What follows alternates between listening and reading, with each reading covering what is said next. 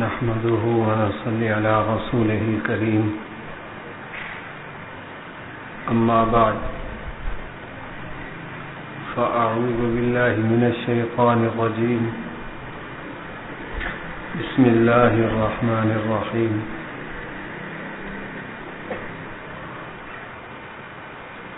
يا أيها الذين آمنوا كتب عليكم الصيام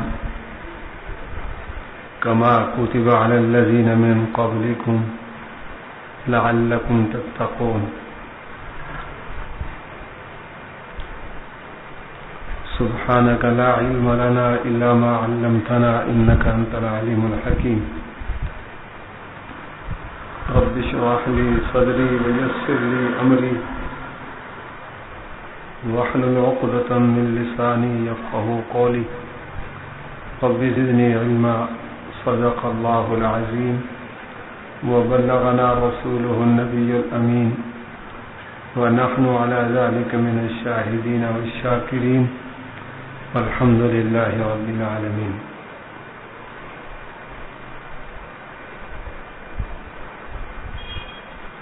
معزز حاضرین،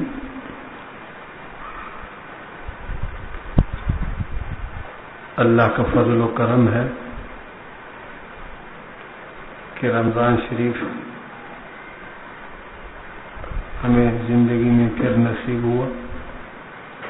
آج اس کی 21ویں شب کو ہم نے پا لیا.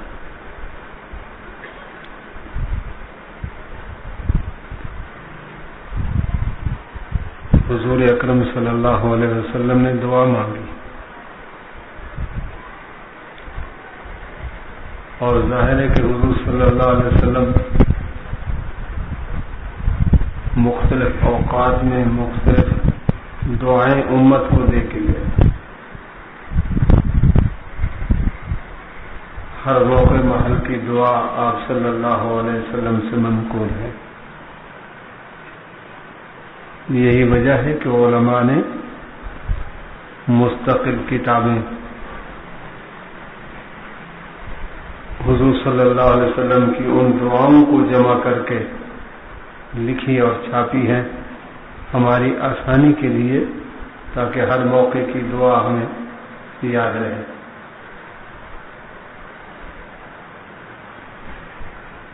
لیکن اس وقت جس دعا کا تذکرہ کر رہا ہوں وہ آپ صلی اللہ علیہ وسلم کی دعا تھی.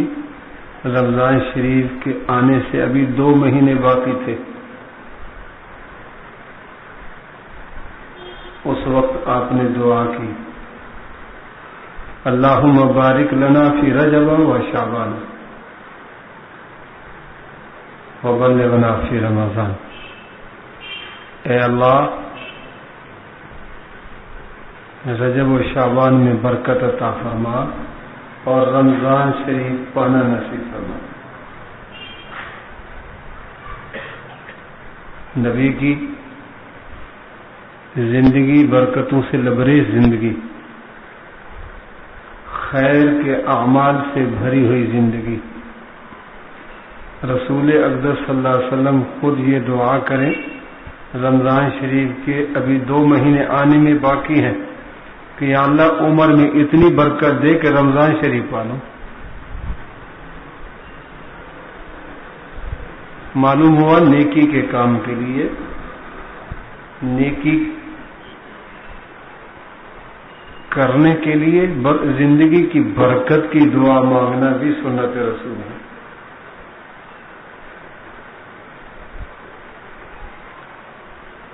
کہ جتنی زندگی ہوگی یہاں اعمال ہوں گے.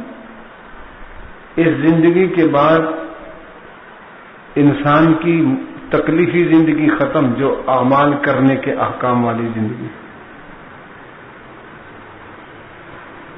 اعمال اس دنیا میں جن کا ہمیں مکلف اور پابند کیا گیا وہ اس دنیا میں کرنے.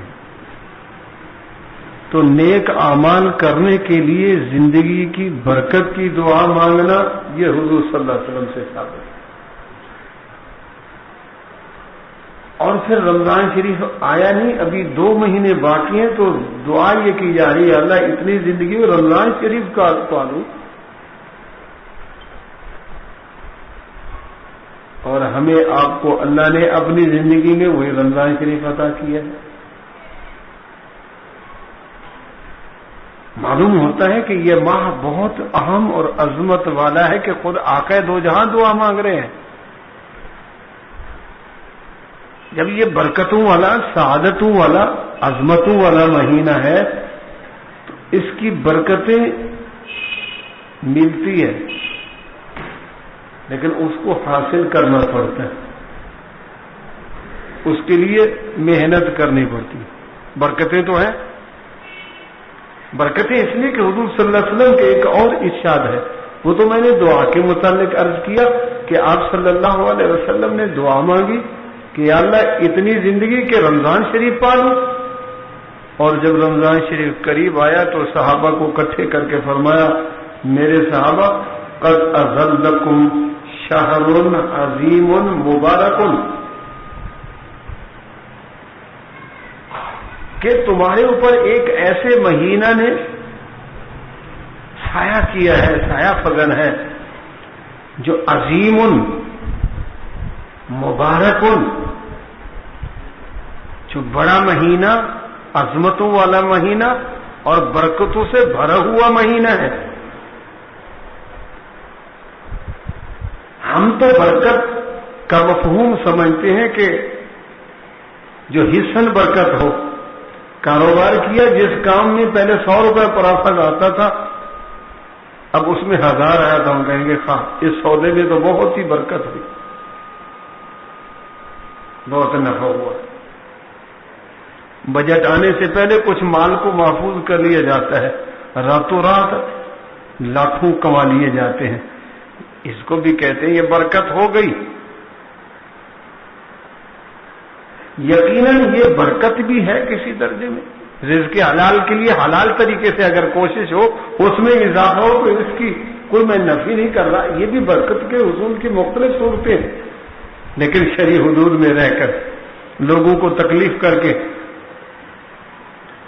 ایذا میں مبتلا کر کے، کروڑ پتی بننے کے خواب میں غلط انداز سے یہ حاصل کرنا، اس کی میں بات نہیں کر رہا ہوں، وہ الگ ایک تفصیل ہے۔ لیکن جائز طریقے سے کوئی مال بڑھانے کی کوشش اور محنت کرتا ہے شرعی حدود میں رہ کر اور وہ برکت حاصل ہو جائے تو بہت اچھی بات ہے۔ لیکن ہم آپ سطحی ذہن رکھنے والے شاید اسی کو برکت سمجھتے ہیں، یہ ظاہری برکت ہے کہ ہمیں اضافہ ہوا، معنوی برکتیں، روحانی برکتیں، باطنی برکتیں کچھ اور بھی ہوتی ہیں۔ اور مال میں برکت کا ایک طریقہ یہ ہے کہ جہاں 100 روپے کا نفع تھا وہاں 1000 مل گیا، اور ایک برکت یہ کہ 100 ملا اور 100 کا 100 اپنی راحت کے لیے استعمال ہو رہا ہے، اپنی دینی مقاصد کے لیے استعمال ہو رہا ہے، یہ بھی برکت ہے۔ ایک کا 100 آتا ہے اس کی ضرورت کے لیے کفایت کر جاتا ہے، اور ایک کا 5000 آتا ہے، بیماری ایسی لگا دی کہ وہ 5000 بھی ناکافی ہوتا ہے۔ اب ظاہری تو کثرت ہے، 100 اور 5000 میں بڑا فرق ہے، لیکن اس 100 میں اللہ نے کوئی بیماری نہیں دی، کوئی تکلیف نہیں دی، کوئی ایذا نہیں دی، وہ اپنے مسئلے میں خرچ ہو رہا ہے، یہ بھی تو شکر ہے، اس سے بھی بچ جاتا ہے۔ اور ایک 5000 کما کے بھی دوائیوں کے پیسے پورے نہیں ہوتے، ٹیسٹ کے پورے نہیں ہوتے، تو وہ کثرت ہے، یہ برکت ہے۔ 100 میں برکت ہے کہ کام پورا ہو رہا ہے، وہاں کثرت ہے کہ کام پورا نہیں ہو رہا لیکن برکت نہیں۔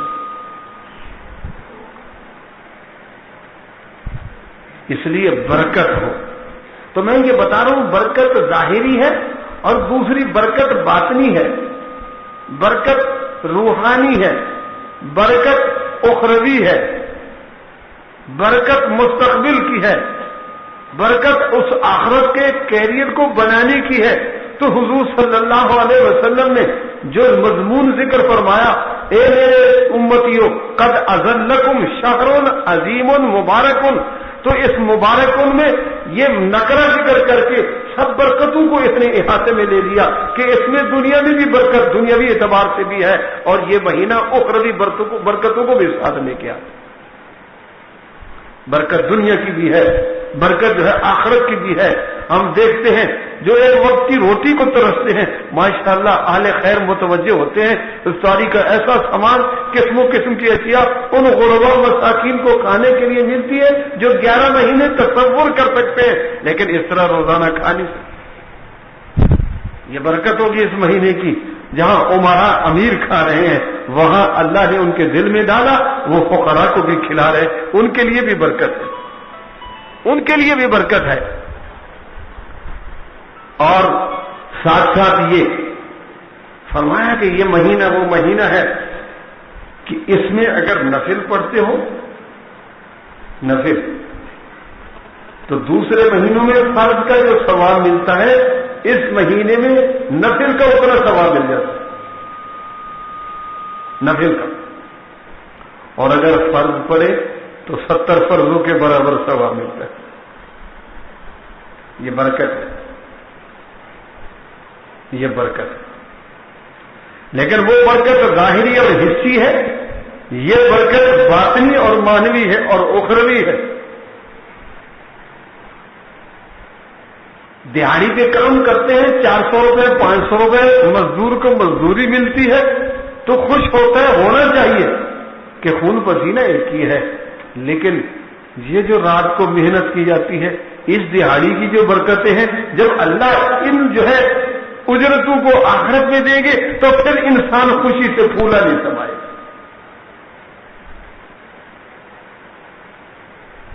کیونکہ دنیا تو آخرت کے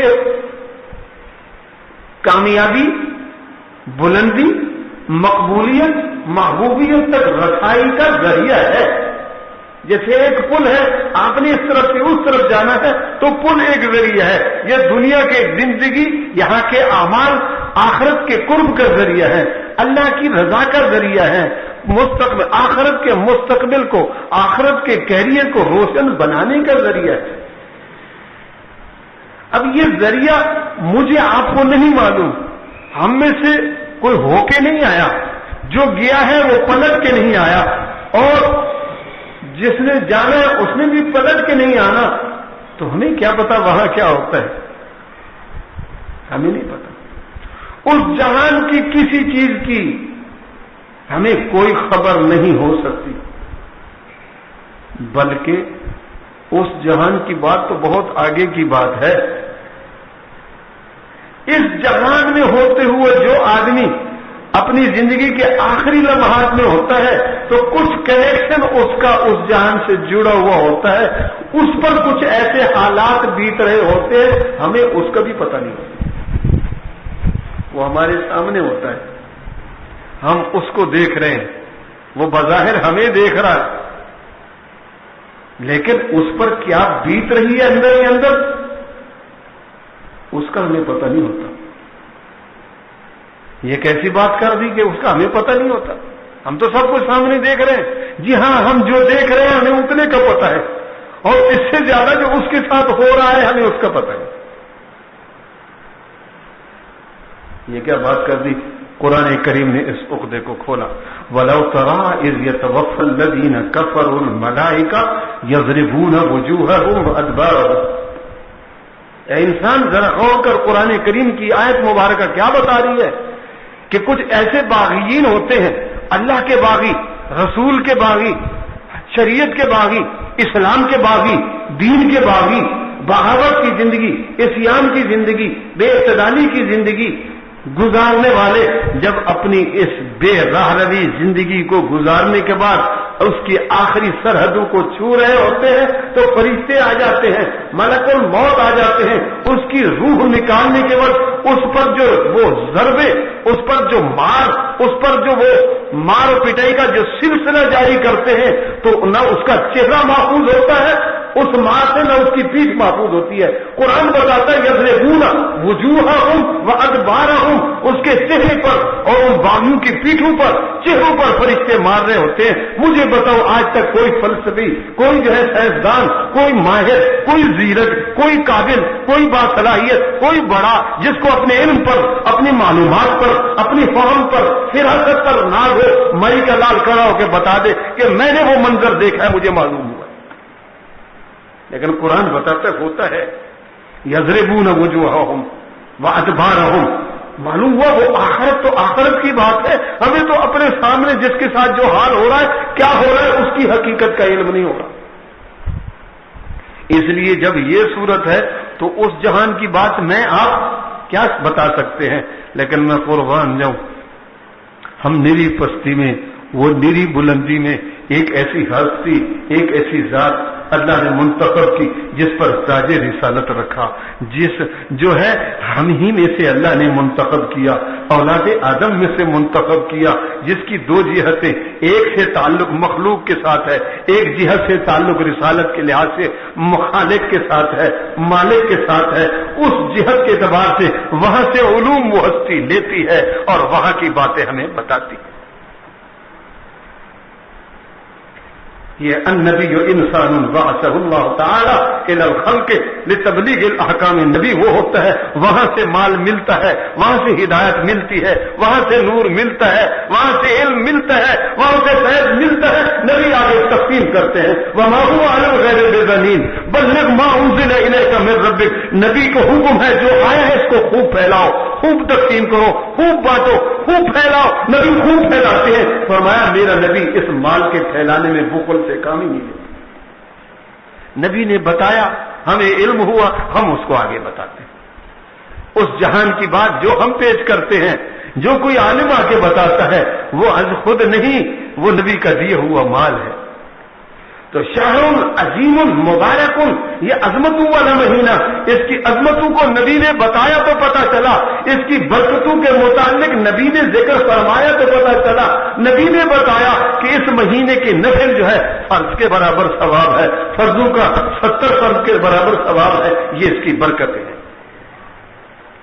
انسان کو حکم ہوا، امت محمد کو حکم ہوا، یا ایھا الذین آمنوا کتب علیکم الصیام، ایمان والو تم پر روزے رکھ دیے گئے ہیں، تم پر روزے فرض کر دیے گئے ہیں. اب روزے جو عاقل ہے، جو بالغ ہے، جو مسلمان ہے، جس کو قدرت ہے، اس پر روزے فرض ہے.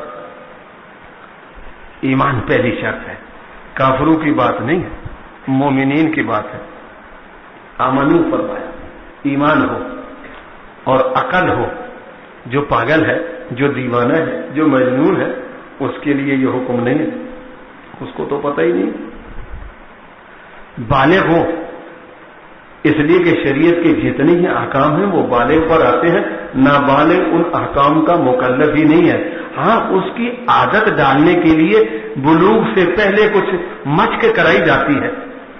حکم ہوا کہ 7 سال کا بچہ ہو جائے تو اس کو اپنے بستروں سے الگ کر دو، 10 سال کا ہو جائے تو نماز کا عادی بنانے کے لیے اس کو نماز کے لیے مسجد کی طرف رخ کراؤ اس کا، تاکہ بالغ ہونے تک اس بچے کی یہ جو سال ہے نماز کا کوگر بھرنے کے لیے صرف ہو جائے. جب بالغ ہو تو پہلے سے عادت ہو، اس کو وہ ماحول دو، مسجد میں لے جاؤ، مسجد کے ماحول میں یہ کیا ہے، ان احکام کا پابند کیا جاتا ہے.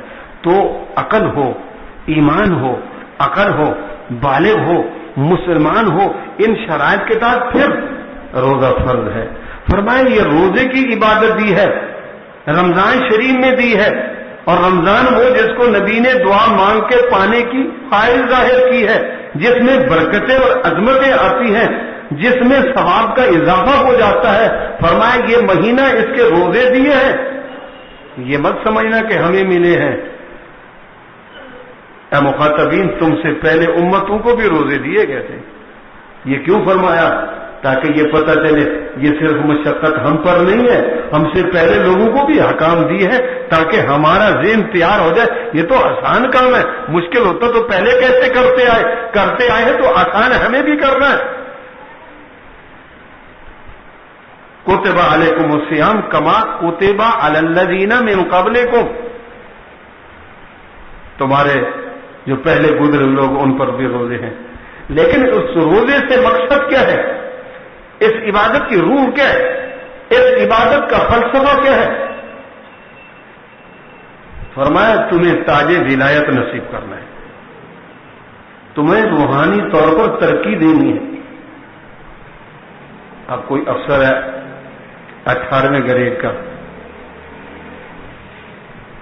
وزیر اعظم کا خاص آدمی تھا، موقع مل گیا، ان کی حکومت آ گئی، 22ویں گریڈ پہ ترقی دے دی. ایک ہی جنگ میں 18ویں والا 22ویں پہ. ذرا اس سے پوچھو تو صحیح کہ آپ کے قلب میں اس ترقی پر کوئی خوشی بھی ہے کیا؟ آپ بتائے کہ میں بڑا غمناک ہوں، مجھے بڑی افسردگی ہے، مجھے کہاں سے کہاں پٹک دیا، 18 سے 22ویں پہ ڈال دیا، میں تو بڑا زاروں قطار ہو رہا ہوں اس لیے کہ یہ میرے ساتھ بڑی زیادتی ہے. یہ کہے گا یا اس کو ایک عجیب خوشی محسوس ہو رہی ہے؟ یار دنیا کی ترقی میں خوشی ہونا ایک فطری عمل ہے، ایک طبیعی چیز ہے، ہر انسان خوش ہوتا ہے. لیکن قرآن کریم نے جس مضمون کی طرف اشارہ کیا، اے مومنین تم روزے کی محنت کرو اس ترتیب سے جو نبی اکرم صلی اللہ علیہ وسلم نے دی ہے. کسی سے تمہارے تعلق نہیں، کسی سے تمہارے مراسم نہیں، لیکن آؤ اس طریقے سے ہم تمہیں جو ہے کئی گریڈوں میں ترقی دے دیں گے اور تمہیں ایک جب سے کہاں پہنچا دیں گے. لعلکم تتقون، تم پستی میں سے بلندی میں آ جاؤ گے، ظلمت میں سے ہدایت اور نور میں آ جاؤ گے، اور تم جو ہے بوجھ میں سے تو قرب میں آ جاؤ گے، اللہ کی محبوبیت میں سے تو محبوبیت میں آ جاؤ گے. یہ ترقی ہم تمہیں عطا کریں گے، یہ گریڈ ہم تمہیں عطا کریں گے. آؤ تو صحیح ہمارے ساتھ. لعلکم تتقون، تاج ولایت تمہارے سر پر سجانا. یہ مہینہ آتا ہے ایک ہم جیسے نالائقوں کو ایک موقع فراہم کر رہا ہے، سنہری چانس دے رہا ہے. یہ موقع ہے کہ اس چانس سے فائدہ اٹھا لو. بہت ہو چکی، اب اپنے مستقبل کو، اپنے کیریئر کو بنا لو. بیتی ہوئی زندگی میں بے اعتدالیوں سے صدق کے نیت سے توبہ کرنے کے بعد آؤ اس طریقے سے اس سیڑھی پہ چڑھنا شروع کر دو، سفر شروع کر دو، اور محبوبیت ولایت عظمتوں کے تاج اپنے سر پہ سجاتے ہیں.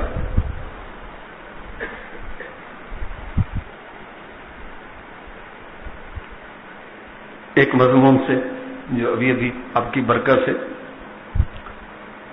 ایک حدیث شریف میں آتا ہے، حضور اکرم صلی اللہ علیہ وسلم نے فرمایا الصوم لی، حدیث قدسی ہے کہ اللہ تعالی نے فرمایا الصوم لی وانا اجزی بہ. علماء موجود ہیں، اس کو دو طریقے سے محدثین نے پڑھنے کا بتایا، ایک وانا اجزی اور دوسرا وانا اجزا. پہلے انا اجزی کا کیا مفہوم ہے، پھر انا اجزا کا کیا معنی ہے، اس سے آپ خود اندازہ لگائیں کہ یہ کتنا کیف معنی ہو جاتا ہے. اللہ تعالی ولایت دیتے ہیں. اس مضمون کو اس حدیث رسول سے عرض کر رہا ہوں. فرمایا کہ جتنے اعمال ہیں، حج کا عمل ہے، نماز کا عمل ہے، زکوٰۃ کا عمل ہے، یہ اعمال بھی اللہ کی محبوبیت کا ذریعہ، اللہ کے قرب کا باعث، اجر و ثواب کا باعث. قیامت کا دن ہے، میدان محشر ہے، اللہ کا عدل و انصاف ہے اور ساتھ کرم ہے، وسعت کرم کا مظاہرہ ہے. حج والوں کو حج کا ثواب، نماز والوں کو نماز کی عبادت کا ثواب، زکوٰۃ والوں کو زکوٰۃ کی عبادت کا ثواب. فرشتوں کو حکم ہوگا میرے ان بندوں نے میرے لیے حج کیا، میرے لیے نماز پڑھی، میری رضا کے لیے اپنے مال سے زکوٰۃ دی، ان کو جو ان کا اجر بنتا ہے اتنا دے دو، اس سے بڑھ کے دے دو. فرشتے آگے آئیں گے، ہر ایک کو اس کی عبادت کا ثواب ملتا چلا جائے گا. نماز کی عبادت کا ثواب بھی ہے، روزے جو ہے زکوٰۃ کی عبادت کا ثواب بھی ہے، حج کی عبادت کا ثواب بھی ہے. میں بات کرنے لگا ہوں ایک اور عبادت جس کو روزے کی عبادت کہتے ہیں. جب اس کی باری آئی اللہ اس میں بھی فرشتوں کو حکم دے گا کہ دیکھو میرے ان بندوں نے عبادت کی ہے تو باقی عبادتوں کے ثواب تم دیتے رہو، اس عبادت کا ثواب میں براہ راست خود عطا کروں. اناج حدیث قدسی ہے، یہ روزے کی عبادت. اس کا انا اجزا بھی پڑھا جائے تو پھر معنی کیا بنتا ہے؟ فرمایا کہ باقی عبادت سے روزے کی عبادت کے علاوہ نماز کی عبادت ہے، حج کی عبادت ہے، زکوٰۃ کی عبادت ہے. فرشتوں کو حکم ہوا انہوں نے جو ہے اس کا اجر و ثواب دیا، لیکن جب روزے کی باری آئے گی اللہ تعالیٰ فرمائیں گے اس روزے کے ثواب کی کے بات ہے، اس روزے کے بدلے میں خدا ان کو مل جاؤں گا، مجھے پالیں گے۔ ایک عالم نے یہ مضمون سمجھایا، فرمایا ایک بادشاہ تھا، یہ تقریب الفام کے لیے سمجھانے کے لیے، ورنہ اس کی ضرورت بھی نہیں۔ فرمایا ایک بادشاہ تھا، اس کا ایک خادم تھا، نوکر تھا خاص، وہ ذرا موجود ہوتے تھے، لیکن ان کی موجودگی میں یہ نوکر، یہ خادم خاص بھی موجود ہوتا تھا، اور ان وزراء کی بنسبت یہ بادشاہ کے زیادہ قریب ہوتا تھا۔ اب ان لوگوں کو یہ بات پسند نہیں، ہم وزیر ہوں، ہم مشیر ہوں، ہم سلطنت کے اراکین ہوں، اور ہماری موجودگی میں قرب ایک عام آدمی کو بادشاہ کا ملے، یہ اچھی بات نہیں۔ تو ان سے رہا نہ گیا، انہوں نے کہا بادشاہ مملکت کیا وجہ ہے، ہم آپ کے مشیر، ہم آپ کے وزیر، لیکن ہم سے قریب یہ زیادہ، گویا کہ ہمیں تمہاری یہ ادا پسند نہیں۔ بادشاہ سمجھ گیا، کہا ان کو سمجھانا اس طریقہ نہیں، ان کے سامنے مثال آئے گی، سمجھ جائیں گے۔ چنانچہ بادشاہ نے ہیرے اور جواہرات منگوائے اور ان کو بکھیر دیا، اور ان اراکین سلطنت سے کہا کہ اٹھو، یہ جو ہیرے پڑے جس کے ہاتھ میں جو آ جائے گا وہ اسی کا ہو جائے گا، اب وہ سلطنت کا نہیں، ہماری طرف سے وہ ان کو عطا کیا جائے گا، جو جس کے ہاتھ میں، تو ٹوٹے پڑے، وہ تو ہیروں پر ٹوٹ رہے ہیں، ہم تو شادی حالوں میں جا کے دیکھتے ہیں کھانوں پر جیسے ٹوٹتے ہیں لوگ، کہ آداب بھی یاد نہیں رہتے، تو وہ ٹوٹے۔ اب وہ جو خادم تھا، گرمی کا موسم میں یہ پنکھے تو نہیں تھے، وہ پنکھا ہلا رہا تھا، تو بادشاہ نے کہا جو بھی موجود ہے ہر ایک کے لیے اجازت، گویا کہ اس کے لیے بھی اجازت، جس کے ہاتھ میں جو ہیرا وہ اس کا۔ اب وہ نہ او دیکھا نہ تو، سارے ٹوٹ پڑے، ایک سے بڑھ کے ایک آگے کہ مجھے ہو، ایک نہیں تو دو مل جائے تو بس جو اٹھا لوں گا، مزے ہی مزے۔ اور وہ جو پنکھا ہلا رہا تھا، نوکر خادم غریب، اس نے پنکھا رکھا اور اپنے دونوں ہاتھ بادشاہ کے اوپر رکھ دیے۔ بادشاہ نے کہا تو بڑا احمق ہے، یہ سنہری چانس مس کر رہا ہے، میں نے کہا کہ جو یہاں موجود ہے اٹھاؤ، جس کے ہاتھ میں جو آیا وہ اس کا، تو وہ اٹھا رہے، اور تو جو ہے پنکھا ہٹا کے اس کو اٹھانے کی بجائے میرے اوپر ہاتھ رکھ دیا۔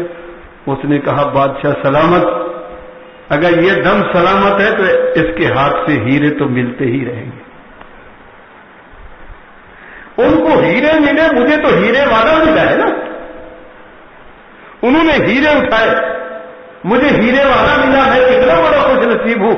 بادشاہ نے اراکین سلطنت کو کہا دیکھو تمہارے اور اس میں یہی فرق ہے کہ ان کے ہاتھ میں ہیرا آیا اور تمہارے اس کے ہاتھ میں ہیرے والا آیا، فرمایا وَأَنَا أُجْزَى بِهِ، باقی عبادتوں سے ثواب ملتا ہے اور روزے کی عبادت سے خود خدا ملتا ہے، اس کو میں مل جاتا ہوں، وہ مجھے پا لیتا ہے۔ مولا اس میں کیا حکمت ہے؟ فرمایا ہے کہ اس لیے یہ ہے تاج ولایت، لعلکم تتقون، تقوی میں ایک ہی جم سے اتنی ترقی دے دی گئی، اتنے گریڈ بنا دیے گئے کہ اس نے خود خدا کو پا لیا، اللہ نے اس پر تاج ولایت رکھ دیا، لعلکم تتقون ہے۔ کیوں؟ اس لیے کہ باقی عبادتوں میں حکم تو ضرور ہے اخفاء ہو، لیکن اخفاء ہو نہیں پاتا۔ نماز کی عبادت ہے، وضو کرے گا، وضو کرتا ہوا گھر میں کرے گا تو گھر والے دیکھیں گے، مسجد میں آئے گا نماز باجماعت ادا کرے گا، حکم یہی ہے، تو ساتھی دیکھیں گے، آس پاس والے دیکھیں گے، محلے والے دیکھیں گے۔ حج کو جائے گا تو وہاں آشکانہ عبادت کا رنگ الگ ہے، وہاں طویل ترین سفر ہے، وہاں جنونی حالت ہے، لبیک لبیک کی صدائیں ہیں، طواف کعبہ ہے، کہیں صفا مروہ پہ ہے، کندھے ہلا رہا ہے، رمل کر رہا ہے، کہیں صفا مروہ کی سائی میں اس میں دوڑتا نظر آ رہا ہے، کہیں کنکریاں ماری جا رہی، کہیں آہو وہاں کی کوئی صورت ہے، کوئی ادا ہے، آشکارہ عبادت ہے، اس عبادت کے اپنے رنگ ہیں، لیکن اس میں جتنا بھی چھپنا چاہے چھپ نہیں سکتا۔ ہر ایک دیکھ رہا ہے، جاتے ہوئے بھی دیکھا، آتے ہوئے بھی استقبال ہوا، یہ چھپ نہیں سکتی عبادت۔ نماز کی عبادت چھپ نہیں سکتی، زکات کی عبادت کو چھپائے لیکن ایک ہاتھ دے رہا ہے دوسرا لے رہا ہے، دوسرے کسی کو معلوم نہ ہو، لیکن کم از کم ان دو میں تو بات ہو رہی ہے کہ اس نے دیا اس نے دیا، پھر بھی اس میں اتنا اخفا نہیں ہے۔ لیکن جب روزے کی طرف آتے ہیں، صبح اٹھا شہری کرنے والوں کے ساتھ شہری کی، شام کو افطاری کے وقت افطاری کر لی، درمیان میں روزہ تھا یا نہیں، یہ معاملہ اندر کا ہے، باطن کا ہے، نیت کا ہے، کسی کو کوئی اطلاع نہیں۔ تو جس نے یہ دل دیا، جس نے یہ صحت دی، جس نے یہ جوانی دی، جس نے یہ موقع دیا، اس کی اس دی ہوئی چیز کو اس کے ہاتھ میں پورا استعمال کیا یا نہیں کیا، یہ جانے یا وہ جانے، معاملہ اخفا میں ہے، لوگوں کے سامنے روزہ دار ہے لیکن حقیقت میں ہے یا نہیں۔ اس لیے جب معاملے میں اخفا زیادہ ہے تو فرمایا اس میں اخفا زیادہ ہے، میرے لیے سب سے مخفی ہونے کے باوجود اس نے واقعہ روزہ رکھا تو میرے لیے رکھا، مجھے پالے گا، انا اجزا بھی۔ تو یہ تاج ولایت ہے، یہ تقوی کی دولت ہے، یہ نعمت ہے، اللہ کے بندے اس نعمت کو پانے والے پاتے ہیں۔ اللہ اکبر۔ بزرگان دین کے حالات و واقعات کو دیکھیں، مستقل قصے تذکرے، اس پر مستقل کتابیں کہ رمضان آتا تھا ان کے معمولات بدل جاتے تھے، ملاقاتیں ختم ہو جاتی تھیں، باقی ساری چیزیں ترک ہو جاتی تھیں، بس اپنا دھیان صرف اور صرف اس کام میں، تلاوت ہے، نوافل ہے، تلاوت ہے، ذکر ہے، بس یہ معمولات ہے کہ بھئی یہ مہینہ ہے پتہ نہیں کیا ہوگا کیا نہیں سلسلہ ہوگا۔ تو فرمایا کہ مہینہ دیا، روزے دیے عبادت کے لیے، تقوی کی جو ہے اس دولت کو پانے کے لیے۔ وہ تقوی کیا چیز ہے؟ تقوی ہے کیا؟ لعلکم تتقون قرآن نے بتایا تقوی ہے کیا چیز۔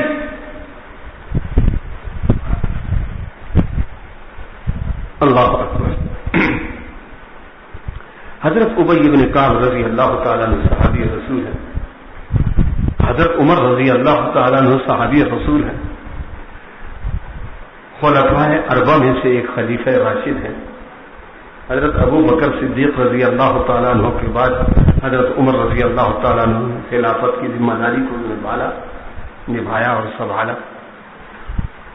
ان کی دور خلافت میں بہت سے ملک فتح ہوئے، فتوحات کا دائرہ وسیع ہوا، جو بشارتیں حضور اکرم صلی اللہ علیہ وسلم نے اپنی زندگی میں فتح کی دی تھی وہ پوری ہوئی حضرت عمر رضی اللہ تعالیٰ عنہ کے دور خلافت میں۔ یہ الگ ایک موضوع اور تفصیل ہے، لیکن میں اس سے ہٹ کے مضمون کی تکمیل کرنا چاہ رہا ہوں کہ حضرت ابی بن کعب سے حضرت عمر رضی اللہ تعالیٰ عنہ پوچھتے ہیں ذرا تقوی تو بتاؤ تقوی کیا ہے، اور صحابہ ایک دوسرے سے اس طرح کی باتیں پوچھتے تھے۔ اب دو لفظوں میں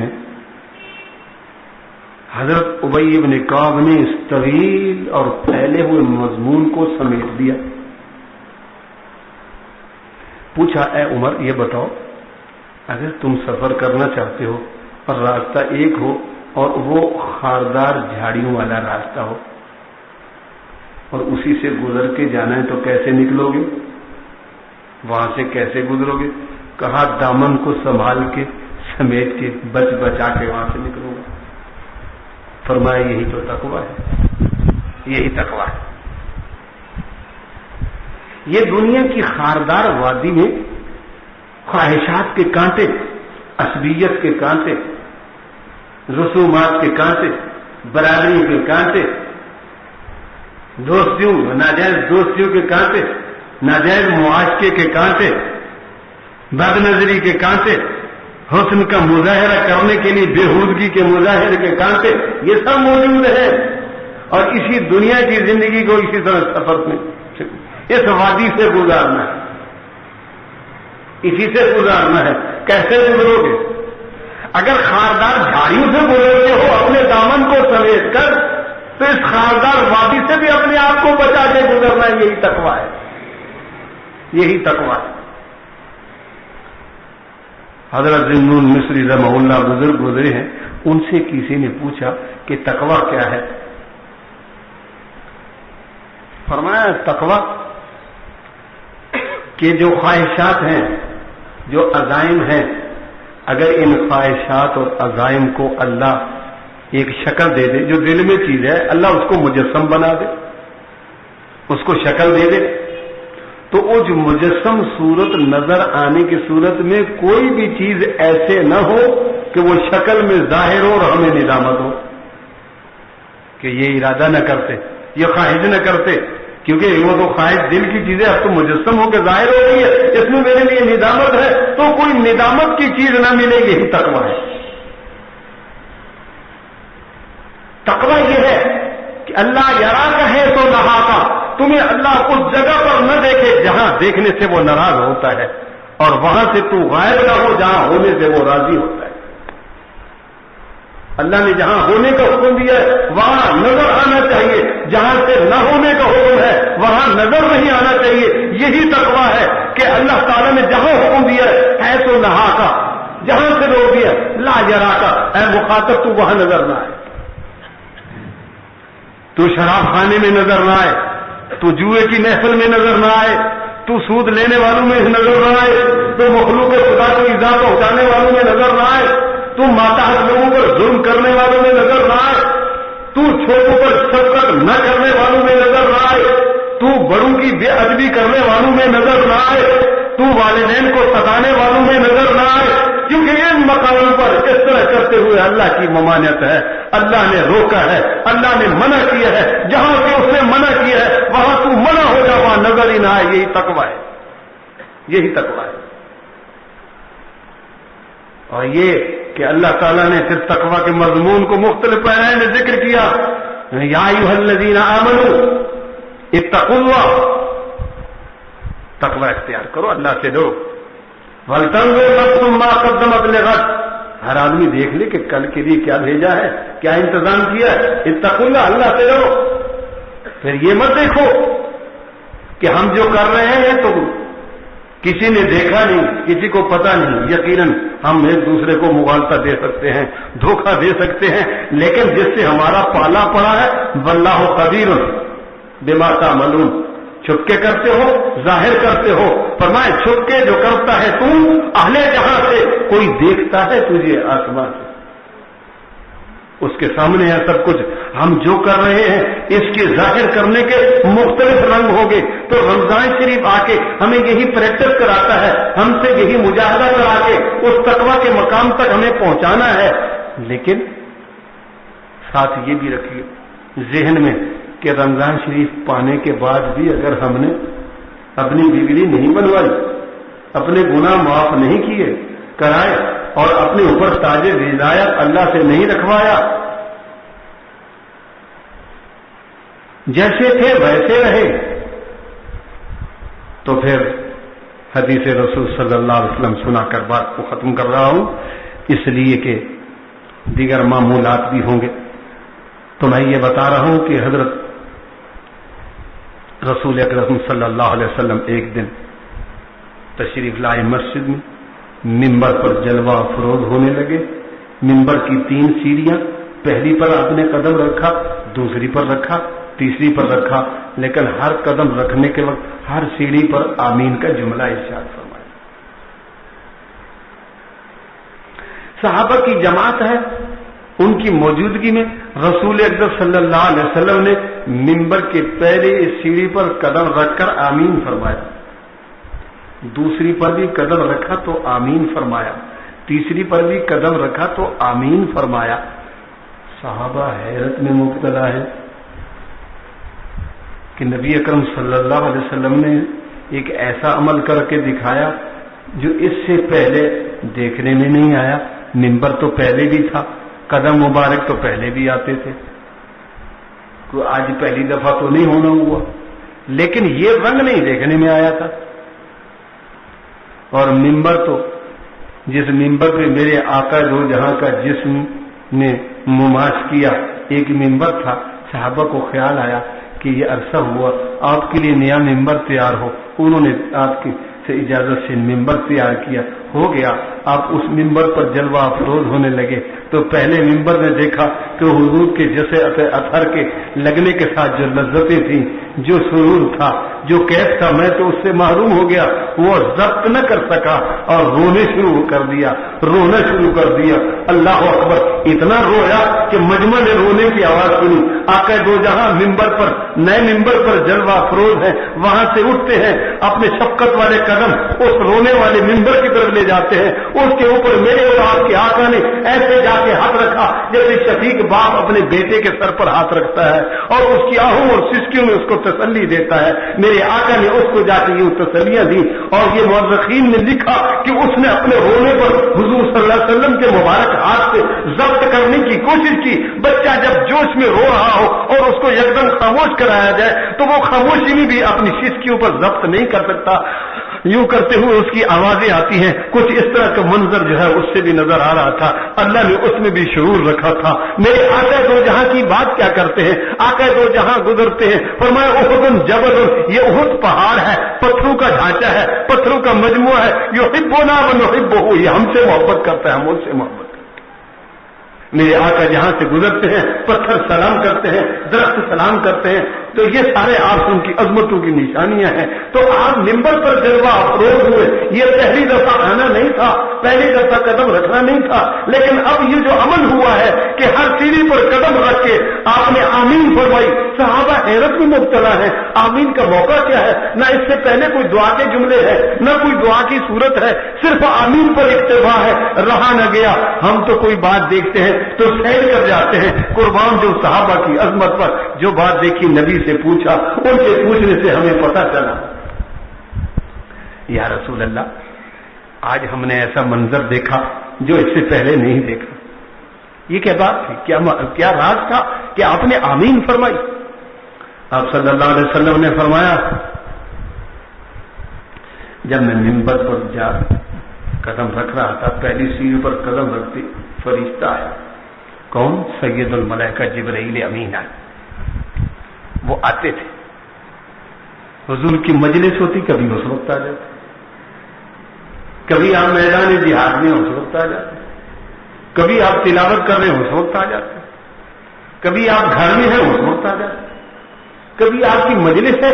حدیث جبرائیل مشہور حدیث ہے. آپ صلی اللہ علیہ وسلم جلوہ افروز ہے، صحابہ کا مجمع لگا ہوا. اسی اسنا میں ایک شخص آتا ہے، رجل ایک جوان آیا، بالکل صاف ستھرے لباس میں، سیاہ بالوں میں، کریل جوان، خوبصورتی اس کے چہرے سے نمایاں ہے. اور وہ آیا اور قریب ہوا، مزید قریب ہوا اور قریب ہوا. حضور صلی اللہ علیہ وسلم کے ساتھ آ کے بیٹھا. آپ صلی اللہ علیہ وسلم کے سامنے دو زانو اس طرح بیٹھا کہ آپ کے جو ہے گھٹنے کے ساتھ اس نے اپنے گھٹنے ملا دیے. پہلے اپنی رانوں پر ہاتھ رکھا، پھر اپنے ہاتھوں کو حضور صلی اللہ علیہ وسلم کی رانوں پر رکھ دیا. اب آنے والا دو زانو ہو کے بیٹھتا ہے، آپ کے سامنے بیٹھتا ہے. صحابہ حیران ہے، یہ کون شخص ہے، کس طرح بیٹھ رہا ہے اور کیا یہ سلسلہ کر رہا ہے. اس کے بعد اس نے سوالات شروع کر دیے. حضور سے سوال پوچھا، ایمان کیا ہے؟ آپ نے بتایا. اس نے کہا سچ فرمایا، صدق، آپ نے سچ فرمایا. پھر اس نے اسلام کے متعلق سوال کیا، آپ نے جواب دیا. اس نے کہا صدق، آپ نے سچ فرمایا. پھر اس طرح قیامت کے متعلق سوال کیا، آپ نے جواب دیا. اس نے تصدیق کی. اب یہ صحابہ کی حیرت میں اور اضافہ ہوا. سوال کر رہا ہے تو پتہ چلتا ہے کہ اس کو علم نہیں ہے، لیکن جب آپ جواب دیتے ہیں، آپ کے جواب کی تصدیق اور تائید کرتا ہے، معلوم ہوا پہلے سے علم ہے اور حیرت میں مبتلا ہوئے. لیکن یہ سارا منظر ہوتا رہا، وہ چلا گیا. حضور صلی اللہ علیہ وسلم جب وہ جا چکا، حضور نے فرمایا کہ دیکھو کہاں گیا. صحابہ پیچھے گئے. باہر نکلتے ہیں تو سائل غائب، نظر نہیں آتا. ادھر دیکھا ادھر دیکھا، پتہ نہیں چلا. جب واپس ہے اسی اسنا میں، وہاں سے اطلاع یہ آنے والا جبرائیل امین تھا. اتاکم یعلمکم دینکم، یہ جبرائیل آیا تھا، انسانی شکل میں متشکل ہو کے آیا تھا. ملائکہ فرشتوں کی یہ شان ہے، یہ تشکل ہوئے اشکال مختلفہ، جس شکل میں چاہے وہ آ سکتے ہیں. تو وہ انسانی شکل میں آیا. حضرت مریم کے پاس بھی تو انسانی شکل میں آیا تھا. فتمثل لها بشرا سویا. آج آپ کے سامنے انسانی شکل میں سید الملائکہ ایک شاگرد کی طرح آیا، گھٹنے ٹیک کے بیٹھا، دو زانو ہو کے بیٹھا، ہاتھ اس طرح رکھ کے بیٹھا. یہ نبی کی عظمت کی دلیل ہے کہ سید الملائکہ بھی آپ کے قدموں میں آتے ہیں. اس آقا جو جہاں کی بات کر رہے ہیں، اس حضور اکرم صلی اللہ علیہ وسلم کی بات ہے، اس پیارے نبی کی بات ہے کہ جب معراج کی رات ہے، سارے انبیاء جمع ہیں، اب اس میں اللہ تعالیٰ نے جبرائیل کو حکم دیا میرے نبی کو کہو، محمد الرسول اللہ سے کہو، آمنہ کے در یتیم کو کہو، عبداللہ کے گھر پیدا ہونے والے یتیم بچے سے کہو، آج امامت کے فرائض آپ نے سر انجام دینے، سارے انبیاء کو مقتدی بنایا ہے، رسول اکرم صلی اللہ علیہ وسلم کو امام بنایا ہے۔ حضور اکرم صلی اللہ علیہ وسلم صحابہ پوچھتے تھے تو حضور صلی اللہ علیہ وسلم فرمایا یہ جبرائیل سے آئے تھے تمہیں تمہارا دین سکھانے کے لیے، اہم موٹی باتیں پوچھی تھی، آپ نے بتائی تھی، دین کے مسائل کھول دیے۔ تو حضور اکرم صلی اللہ علیہ وسلم سے جبرائیل بھی آ کے پوچھتے تھے صحابہ کے لیے، صحابے بھی پوچھتے تھے اپنے لیے، وہ پوچھتے اپنے لیے تھے، اس میں رہنمائی قیامت تک آنے والی امت کے لیے تھی۔ پہلی سیڑھی پر قدم رکھا، آمین فرمایا، راز کیا ہے؟ فرمایا اس وقت جبرائیل آئے تھے اور انہوں نے مجھے آ کے کہا وہ آدمی ہلاک ہو جائے، وہ ہلاک ہو جائے۔ اللہ اکبر، مضمون دیکھیے کتنا سخت ہے، وہ ہلاک ہو جائے جو رمضان شریف کو بھی پالے، اپنی زندگی میں رمضان شریف کو پالے، پھر بھی اپنے آپ کو نہ بخشوائے، پھر بھی نہ بخشوائے، وہ ہلاک ہو جائے۔ جبرائیل نے یہ کلمات کہے، آپ نے سنے، فرمایا آمین۔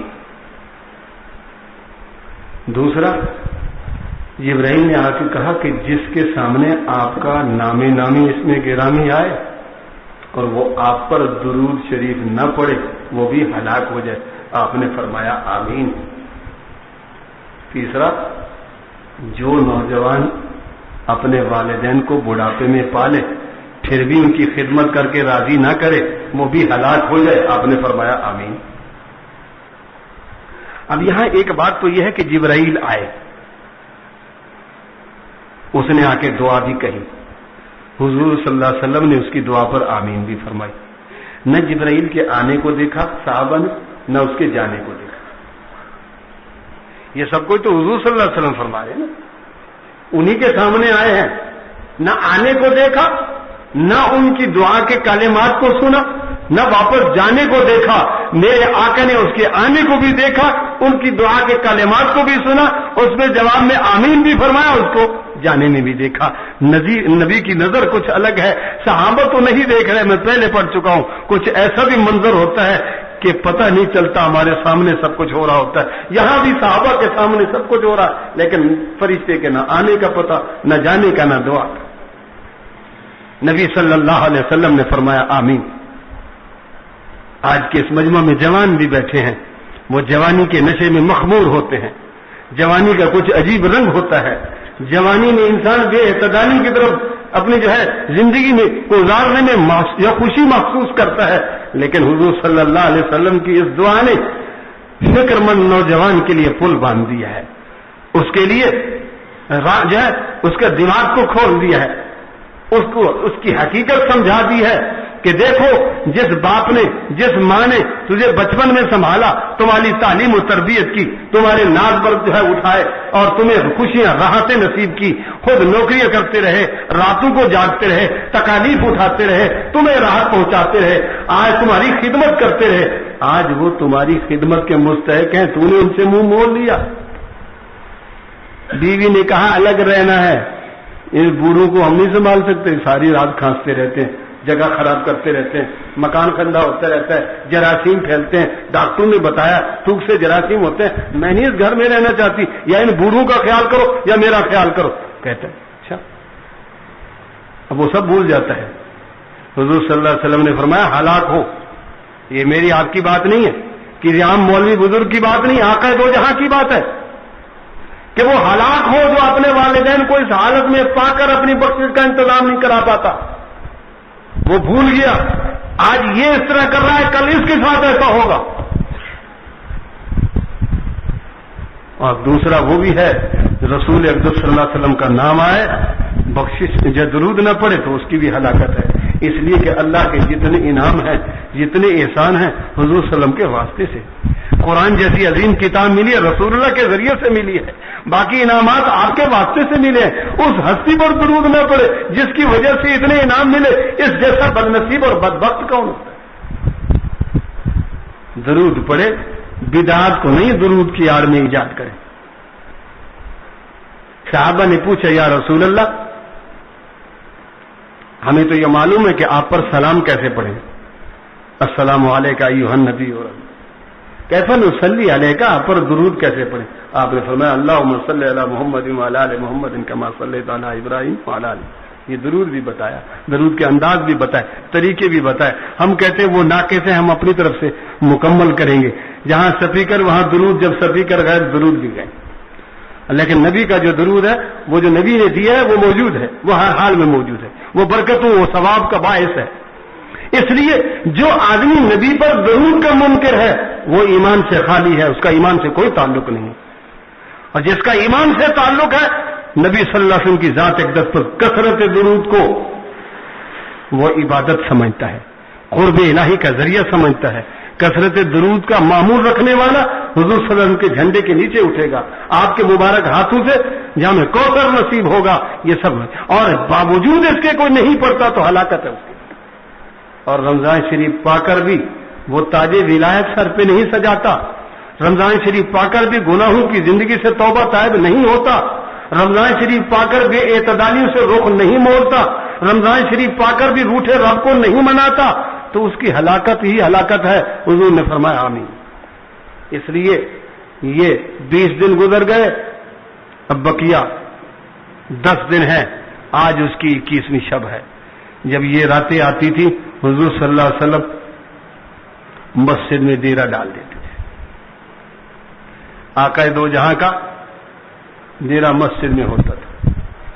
ہمارا پھر فضیلت بھی ذکر کی، جو مسجد میں اعتکاف کرتا ہے ان 10 دنوں کے اندر 2 حج 2 عمرے کا ثواب اس کے نامہ اعمال میں لکھا جاتا ہے۔ مال والے تو مال خرچ کر کے عمرے کے لیے جاتے ہیں، جو غریب لوگ ہیں نہیں جا سکتے ان کو اللہ یہاں بھی وہ ثواب عطا کرتا ہے۔ 2 حج 2 عمرے کا ثواب اس 10 دن کے اعتکاف میں ملتا ہے، اور بہت سی نیکیاں جو اس کے علاوہ کوئی بیمار ہو گیا اس کی توبہ پرسی کرنے کے لیے عیادت کے لیے چلے گئے ثواب ہے، کوئی فوت ہو گیا اس کے جنازے میں شرکت کر لی ثواب ہے، اور بہت سے نیکی کے کام ہیں جو آدمی کر سکتا ہے۔ جو اعتکاف میں بیٹھ گیا وہ کام تو نہیں ہو سکتے، فرمایا وہ کام نہیں ہو سکتے، ان میں شمولیت نہیں ہو سکتی، یہاں بیٹھ کر ان کاموں کا ثواب اس کو ملتا رہے گا۔ وَيُجْرَى لَهُ كَعَامِلِ الْحَسَنَاتِ كُلِّهَا، یہاں بیٹھا ہے ثواب وہ مل رہے ہیں، اس کے نامہ اعمال میں وہ درج ہو رہے ہیں، ایک مشین ہے چل رہی ہے، سلسلہ اس کے لیے اس کے حق میں رواں دواں ہے۔ حج کا ثواب یہاں ملے، عمرے کا ثواب یہاں ملے، دیگر جو ہے ثواب کے کاموں کا ثواب یہاں ملے۔ فرمایا اس لیے کہ اس داتا کے گھر پہ آ کے، اس کی چوکھٹ پہ آ کے اس نے ڈیرا لگا دیا ہے، اپنے آپ کو وہاں جو ہے پابند کر دیا ہے۔ اس کو کریم کہتے ہی اس لیے کہ کام تھوڑا اجر و ثواب زیادہ، اس کریم اور داتا کے گھر میں ہم نے ڈیرا لگایا ہے، یہاں ثواب ہی ثواب ہے، برکتیں ہی برکتیں ہیں۔ اور مجھے سن کے بڑی خوشی ہوئی، الحمدللہ یہاں 100 کے قریب جو ہے معتکفین ہیں، اللہ اس میں مزید برکتیں عطا فرمائے۔ بہت کم مساجد ہوتی ہیں جہاں اس طرح کا رجوع ہو، یہ بھی اس جگہ کی مقبولیت و محبوبیت کی بات ہے کہ لوگوں کا اس طرف رجوع ہوا ہے۔ کوئی خانقاہ ہوتی ہے وہاں بھی بات سمجھ آتی ہے، کہاں اور کوئی سلسلہ ہوتا ہے بات سمجھ آتی ہے، اور یہاں بظاہر ایسے کوئی سلسلہ نہیں ہے، اس کے باوجود اتنے آدمیوں کی تعداد، یہ میں سمجھتا ہوں آپ لوگوں کے اخلاص کی دلیل ہے کہ یہاں کچھ لوگوں کی دعائیں کام کر رہی ہیں، کچھ لوگوں کی محنتیں، ان کے اخلاص کی برکتیں ظاہر ہو رہی ہیں کہ اللہ تعالیٰ نے قلوب میں ڈال دیا اور اتنے لوگ آ گئے۔ اس میں مانگے، اس اعتکاف میں رہ کر سونا بھی عبادت ہے، تلاوت بھی عبادت ہے، ذکر بھی عبادت ہے، نوافل بھی عبادت ہے۔ ہمارا یہاں صبح کی سحری بھی عبادت ہے، شام کا افطار بھی عبادت ہے، 24 گھنٹے عبادت میں شمار ہوں گے۔ ہم جاگ رہے ہیں تو عبادت ہے، ہم سو رہے ہیں تو عبادت ہے، ذکر کر رہے عبادت ہے۔ شرط یہ ہے اس کے مقتضیات کو مضبوط رکھیں، مسجد کا تقدس پامال نہ ہو، اتنے آدمی کی کثرت سے گپ شپ کی محفل گرم نہ ہو، وقت گزارنے کے لیے قصہ کہانی کی نظر نہ ہو جائے۔ یہاں کچھ بنانے کے لیے آئے ہیں، کچھ پانے کے لیے آئے ہیں، ممکن ہے کچھ نوجوان ہوں اور اپنے وقت کو تفریح کے طور پر گزارنے کے لیے چلو بھی بیٹھ کے بات کرتے ہیں، کسی نے کسی کی کوئی کسی کی آئیڈیل شخصیت، کوئی کسی کا کوئی پسندیدہ شخصیت. آج کل تو کراچی میں رواج ہے، میچ ہوتے ہیں جی، فلاں میچ بہت اچھا ہوا، فلاں کھلاڑی نے بہت اچھا وہ کھیل کھیلا، فلاں نے یہ کیا. اب یہ بھی وقت گزار رہا ہے اور اعتکاف میں گزر رہا ہے، پتہ بھی نہیں. تو اعتکاف میں بیٹھنے کا مقصد نہیں کہ ان خرافات میں اپنے وقت کو گزاریں. اگر یہ کرنا تھا تو گھر میں رہتے، یہاں نہیں آتے.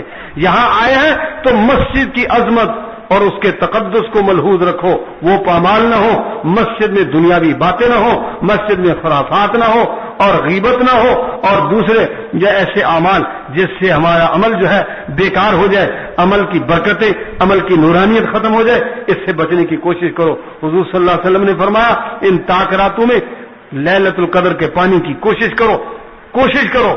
التمسوہا، اس کو تلاش کرو. آقا دو جہان نے تلاش کرنے کا فرمایا ہے، اور جو معتکف ہوتے ہیں ان کے لیے تلاش کرنے کا آسان موقع ہے. وہ تو ہیں ہی اللہ کے گھر میں، ان کا تو کوئی اور کام ہی نہیں ہے، وہ تو لگے ہی اس لیے ہے کہ یہ رات ہمیں مل جائے گی. اس لیے اپنی تمام تر توجہ کا مرکز اللہ کی طرف متوجہ ہونے کو بناؤ. انشاءاللہ اللہ ہمارے کسی عمل کو رائگاں نہیں فرمائیں گے، ہمیں محروم نہیں فرمائیں گے. بس اس کے مقتضیات پر عمل کریں، انشاءاللہ نفع ہی نفع ہوگا. جو کچھ عرض کیا ہے اللہ قبول فرمائے، جو کمی کوتاہی رہی اللہ معاف فرمائے. آخر دعوانا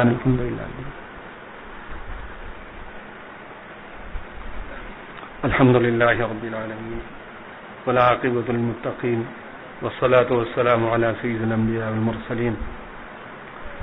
اللهم صل على محمد وعلى آل محمد كما صليت على إبراهيم وعلى آل إبراهيم إنك حميد مجيد. اللهم بارك على محمد وعلى آل محمد كما باركت على إبراهيم وعلى آل إبراهيم إنك حميد مجيد. ربنا آتنا في الدنيا حسنة وفي الآخرة حسنة وقنا عذاب النار. ربنا آتنا في الدنيا حسنة وفي الآخرة حسنة وقنا عذاب النار. ربنا لا تزغ قلوبنا بعد إذ هديتنا. ربنا لا تزغ قلوبنا بعد إذ هديتنا وهب لنا من لدنك رحمة إنك أنت الوهاب. ربنا لا تؤاخذنا إن نسينا أو أخطأنا. ربنا ولا تحمل علينا إصرا كما حملته على الذين من قبلنا. ربنا ولا تحملنا ما لا طاقة لنا به. واعف عنا واغفر لنا وارحمنا أنت مولانا فانصرنا على القوم الكافرين. فانصرنا على القوم الكافرين. فانصرنا على القوم الظالمين. فانصرنا على القوم الفاسقين. اللهم إنا نجعلك في نحورهم ونعوذ بك من شرورهم. اللهم إنا نجعلك في نحورهم ونعوذ بك من شرورهم. اللهم إنك عفو كريم تحب العفو فاعف عنا یا غفور. یا اللہ ہم سب کی حاضری کو قبول فرما. یا اللہ ہم سب کی حاضری کو قبول فرما. تیری رضا کے لیے دین کی باتیں سننے کے لیے جو احباب، جو بزرگ، جو جوان موجود ہیں، یا اللہ ان کے اس بیٹھنے کو قبول فرما، ان کے اس سننے کو قبول فرما. یا اللہ تو دلوں کو، حال کو اور بھید کو جانتا ہے. تیری رضا ہی مقصود ہے. دین کے ساتھ محبت، عقیدت اور محبت کا جذبہ کار فرما ہے. اس وجہ سے یہ انتہائی متوجہ ہو کر دین کی بات سن رہے تھے. یا اللہ ان سب کے بیٹھنے کو قبول فرما لے. یا اللہ جو دین کی باتیں کہی ہیں وہ میرے لیے، ان کے لیے خیر کا باعث بنا دے، برکتوں کا باعث بنا دے، نجات کا باعث بنا دے. مجھے ان سب کو اس پر عمل کرنے کی توفیق سے مالامال فرما دے. یا اللہ جہاں جو بیمار ہیں انہیں صحت کاملہ عاجلہ عطا فرما. یا اللہ ہم سب کی روحانی، جسمانی، ظاہری، باطنی بیماریاں دور فرما. یا اللہ جو پریشان حال ہیں سب کی پریشانیاں دور فرما. یا اللہ جو بے روزگار ہیں انہیں روزگار عطا فرما. یا اللہ جن حضرات کو کاروباری مشکلات ہیں ان کی مشکلات کو آسان فرما. یا اللہ جو مقروض ہیں انہیں قرضوں کی ادائیگی کے لیے اسباب و وسائل مہیا فرما. یا اللہ ہمارے ملک کو استحکام نصیب فرما، اندرونی اور بیرونی فتنوں سے محفوظ فرما. یا الہ العالمین جو مسلمان دنیا سے جا چکے ہیں یا اللہ ان کو جوار رحمت میں جگہ عطا فرما. ہمارے عزیز و اقارب جو دنیا سے جا چکے ہیں ان کے آخرت میں درجات کو بلند فرما. یا الہ العالمین ہم نے بھی اس سفر پہ جانا ہے، جانے سے پہلے اس کی بلندی کے جو اعمال ہیں یا اللہ وہ ہمارے لیے کرنا آسان فرما. یا اللہ ہم سب کا خاتمہ ایمان پہ مقدر فرما. یا اللہ مساجد کی، خانقاہوں کی، مدارس کی حفاظت فرما. دینی جماعتوں کی حفاظت فرما، دین کے کام میں لگے ہوئے لوگوں کی حفاظت فرما۔ یا اللہ یہ مسجد کی رونقیں جو رمضان شریف میں نظر آتی ہیں، رمضان کے بقیہ 11 مہینوں میں بھی یہ رونقیں ہمیں ان مسجدوں میں دیکھنا نصیب فرما۔ یا اللہ یہ رمضان کے مہینے کی محنت و مجاہدہ، اس کے اثرات و برکات رمضان کے باقی 11 مہینوں میں ہمیں دیکھنا نصیب فرما۔ یا اللہ ہمیں زندگی کا قبلہ درست کرنے کی توفیق عطا فرما، بے اعتدالی کی زندگی سے بچا، گناہوں کی زندگی سے بچا، نافرمانی کی زندگی سے بچا، محبوب صلی اللہ علیہ وسلم کے محبوب اعمال کی توفیق سے مالامال فرما، ان اعمال کو ہمارے قلب میں محبوبیت عطا فرما، ان کو کرنا ہمارے لیے آسان فرما۔ یا اللہ جو خیر و بھلائی مانگی ہے وہ بھی عطا فرما، وقت کی قلت سے نہیں مانگ سکے وہ بھی عطا فرما۔ یا اللہ معتکفین کے اعتکاف کو قبول فرما، اعتکاف میں یہ دعائیں مانگیں گے، یہ تلاوتیں کریں گے، ذکر کریں گے، اپنے لیے، اپنے بچوں کے لیے، اپنے گھر کے لیے، اپنے کاروبار کے لیے، اپنے ملک کے لیے، اپنے احباب کے لیے، دین والے لوگوں کے لیے، دین کے لیے جو بھی خیر و بھلائی کی دعائیں مانگتے ہیں، یا اللہ ان کی سب جائز حاجات کو پورا فرما، ان کی دعاؤں کو شرف قبولیت عطا فرمانا۔ ربنا تقبل منا انك انت السميع العليم وتب علينا انك انت التواب الرحيم۔ یا اللہ میرے پیر و مرشد عارف باللہ حضرت شاہ حکیم محمد اختر صاحب دامت برکاتہ العالیہ کو صحت و عافیت کاملہ عاجلہ مستمر عطا فرما۔ یا اللہ حضرت کا سایہ کا دیر ہم تک قائم فرما، صحت و عافیت کے ساتھ دین کی خدمت یا اللہ ہمارے حضرت والا کے مقدم میں فرما، ہم سب کو اس سے مستفیض فرما۔ ربنا تقبل منا انك انت السميع العليم وتب علينا انك انت التواب الرحيم، وصلى الله تعالى على خير خلقه محمد وآله واصحابه اجمعين۔